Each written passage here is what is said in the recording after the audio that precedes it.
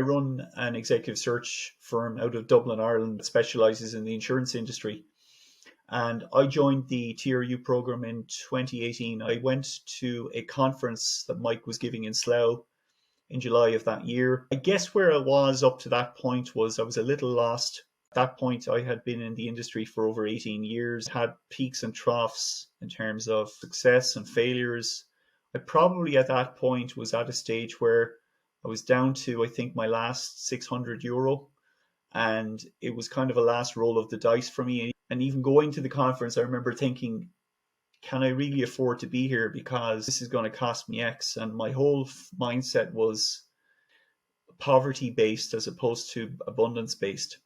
So that's where I was at. I went to that conference, and I would liken it, and I would say to Mike openly, I would liken that 2-day conference to be almost like a religious reawakening for me, because suddenly Mike opened up this whole world of possibility for me that I never knew existed. Bluntly, I was dying as a business and as a recruiter. I was dying. It was a case of, this is either going to work or I'm going to go find a job in McDonald's. And so I joined the program. Mike, over the course of 2 days, Mike shared so much content with me and with the others in the room. And I definitely remember at the end of the 2 days, he stood up in front of everyone and said, you know what? There are some of you here who are going to take this content, you're going to go away and you're going to implement it. And you're going to find success. There are some of you who will take this content, you might try a couple of things from it, but ultimately you'll fall back into your old habits and you won't do anything. And your business won't change. And there's some of you, frankly, he said, that will take this content, you'll file it away in a very nice folder, and that's where it'll remain, and you'll do absolutely nothing with it. And I always remember thinking, I really don't want to be in either of the latter two categories. I want to be the guy that goes away and takes some of this and implements. When you talk about business wins that arose from the TRU, it's very easy for me to quantify what those wins look like, because within a couple of weeks of that conference, of leaving Slough and coming back to Dublin, and having had Mike tell me for 48 hours, you can and will sell retainers in this business if you do it the right way.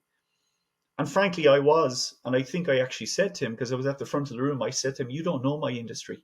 You don't know what Ireland's like. There's no way that my insurance clients are going to pay a retainer for me to do what I do. And it's the greatest trick, I always think it's the greatest trick Mike ever pulled, which was to convince me, a non-believer, that it was possible to sell retainers. So within a couple of weeks, I think within 3 weeks of coming back from that conference, I'd sold my first retainer in 18 years. I'd never sold a retainer before, never even tried, because I just didn't think it was possible. Sold my first retainer, and I'll never forget sending Mike a message and saying, Mike, you'll never guess what, I've sold a retainer, it's worth €60,000. And it all came from implementing, just following the strategies and following the approach that Mike had given us in that conference. So that was my first big win. And then I kind of through a kind of peaks and troughs bit then, where the mind has a great way of tricking you into thinking, well, it was a fluke. That was just one time that I tried that and it happened to work. I pulled it off. And then there was a couple of very fallow months that followed. And to be frank about it, that was 2018, the fall of 2018. 2019, nothing particularly spectacular. I don't think I did very much in terms of retainers or any engaged business that year. And I was kind of to a point where in 2020, I kind of slipped back into old habits, and it came to a kind of a head. I went on holidays in August 2020 with my wife and kids. And I distinctly remember two things from that holiday. Number one was I felt really unhappy with how overweight I'd become and how out of fitness I was. I just had slipped into really bad habits. And I said, you know what, when I get back from this holiday, I'm going to set myself a goal. I'm going to get up at 5 a.m. every morning. I'm going to read for an hour some of the recommended materials that the TRU have shared with me. And I'm going to exercise for another hour. So that by 7 a.m. in the morning, no matter what else happens in my day, I'm going to invested an hour in developing and learning. And I'm going to invest an hour in getting myself fitter and getting a little bit more slimline.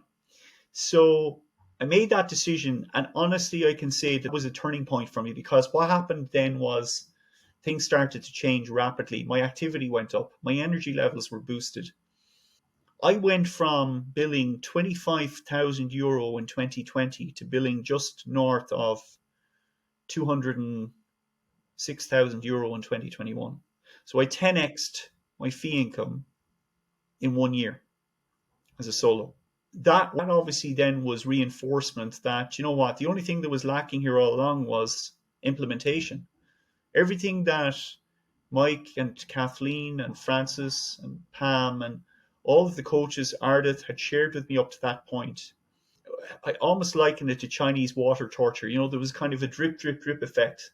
And then suddenly in August 2020, the deluge happened and the floodgates opened. And suddenly all of this material that up to that point it kind of would resonate in the moment, but I never really acted on, started to act on it, and suddenly things started happening. During that time period as well, I hired and fired a couple of researchers that I'd employed on my business. Probably now in hindsight, didn't really hire them with any sense of scaling the business. It was more a case of, well, you know, I don't really want to do the research. I find it boring.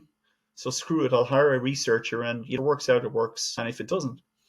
But then I happened to hit on a couple of really good researchers, one of whom I still have today. So I'm now at a point, I think a big business win for me with the TRU is I'm now at a point where I have the opportunity now to scale this business further. I'm about to hire my first full-time recruiter. You know, and if you had said to me 4 years ago or 5 years ago in July 2018, as I sat in that conference in Slough, in 5 years, you'll have two part-time employees and you'll be hiring your first full-time employee, I'd be like, get out of here. That's not me. That's not my business. There's no way I'm going to be in that position. I was working out just in advance of our call.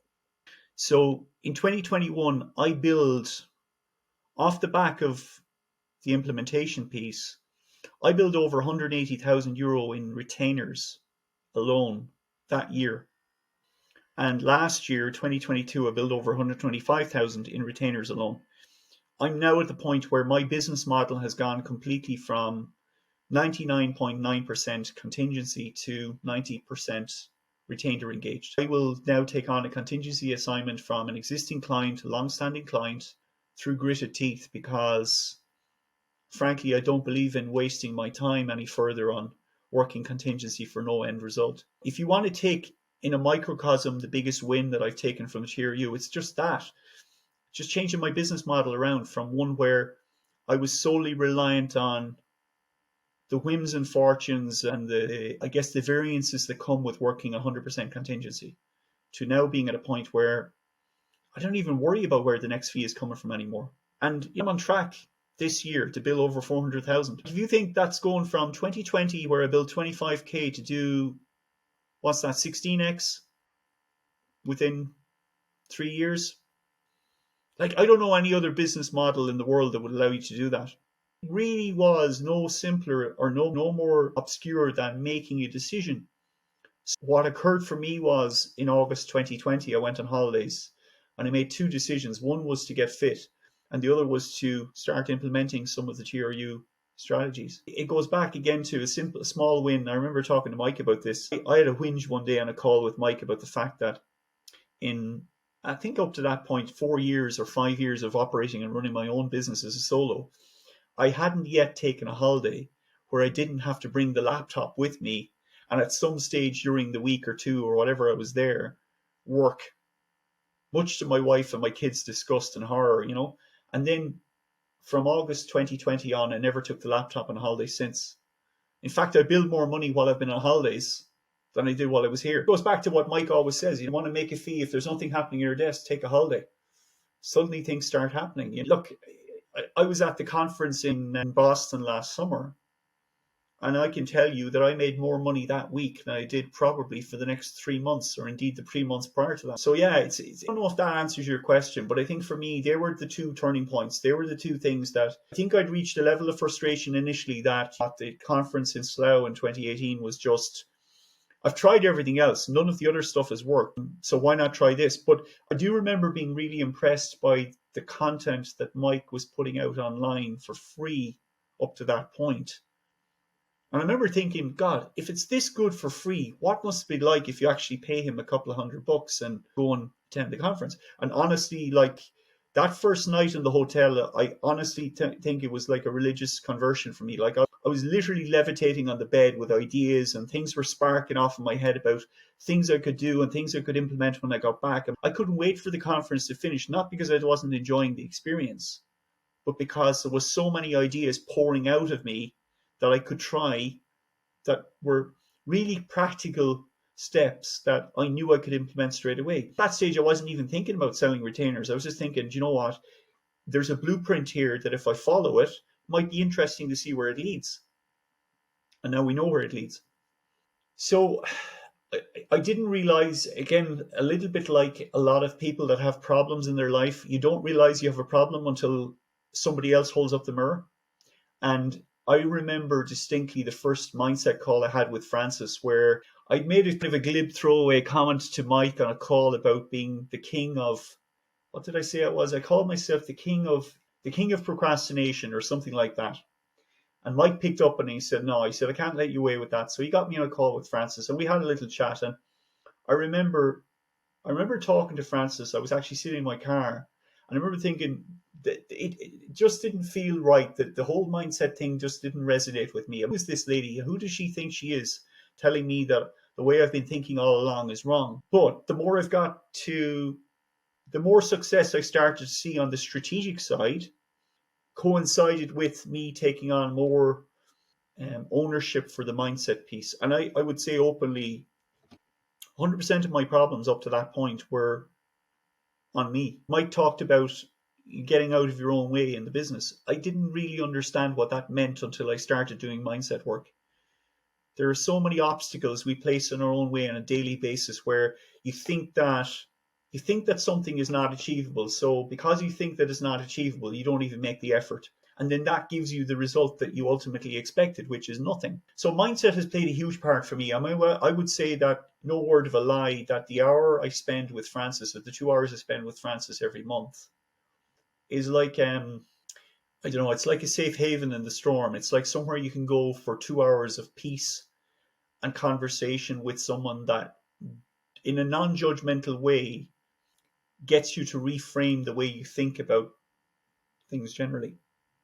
And so much so now that I find myself using mindset on, I find myself saying things to my kids now that Francis would say to me, you know. So like the other day when my son came home from school and he was talking about some project he had to complete, and I won't get that done, or I may as well not do it because it's not going to be the best.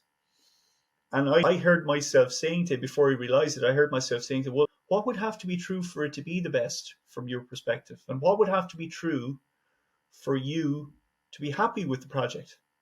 And I could see him kind of looking at me and going, Dad doesn't talk like that normally.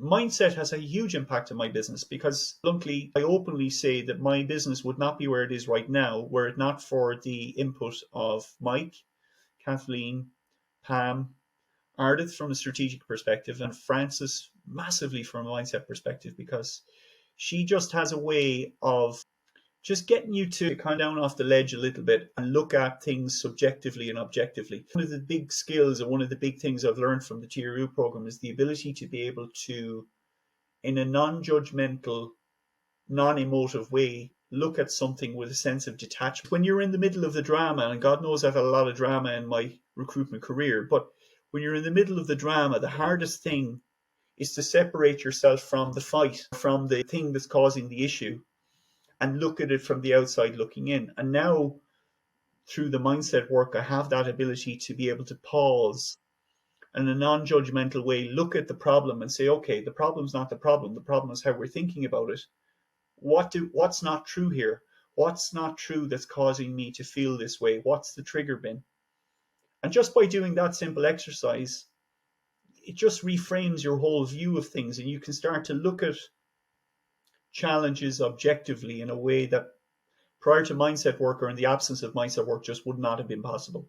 So I think mindset work is fundamental. I used to think, why are we wasting 2 hours of our time on mindset when it has nothing to do with recruitment? Now I'm thinking, why are we not doing more hours on mindset and less maybe on the strategic side? Because so much of our business is about mindset, absolutely intrinsically linked.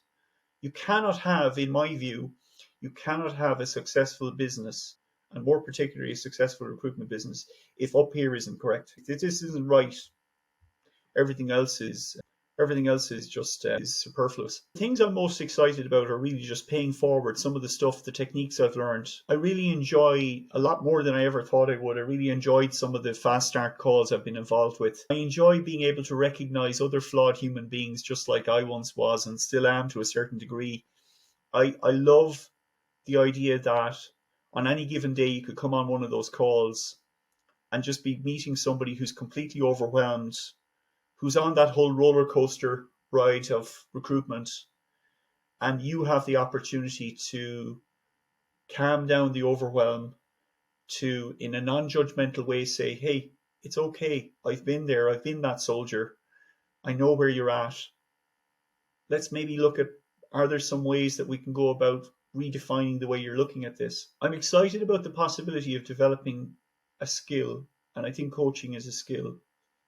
And frankly, on my best day in coaching, I don't think I'll ever come close to some of the guys already in the program. I'm excited about developing that skill where my role is not to go in and fix the problem. My role is to go in and maybe see if I can help the person themselves identify the solution to the problem.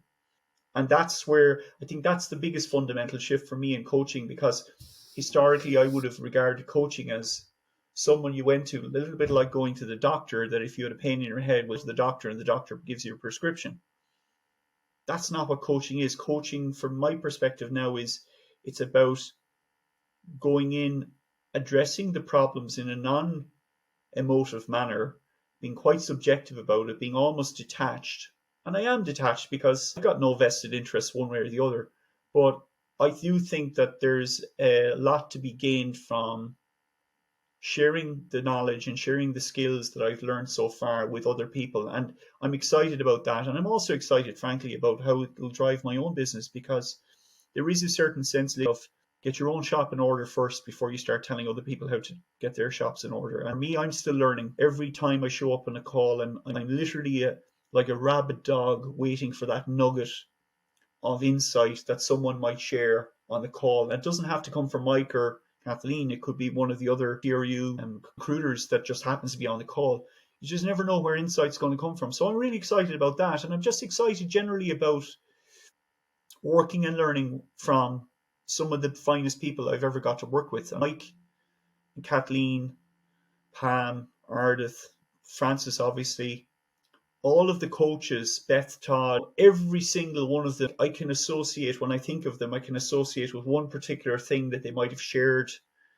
And Mike's case is obviously a lot more than one, but I'm just excited generally. I think the biggest endorsement I can give it is a good friend of mine said to me when I was talking to him about the fact that I'd been given this opportunity. I said, what do you think? And he said, you know, the phrase he said about how if you want to become like people that you aspire to be, you surround yourself with more of them.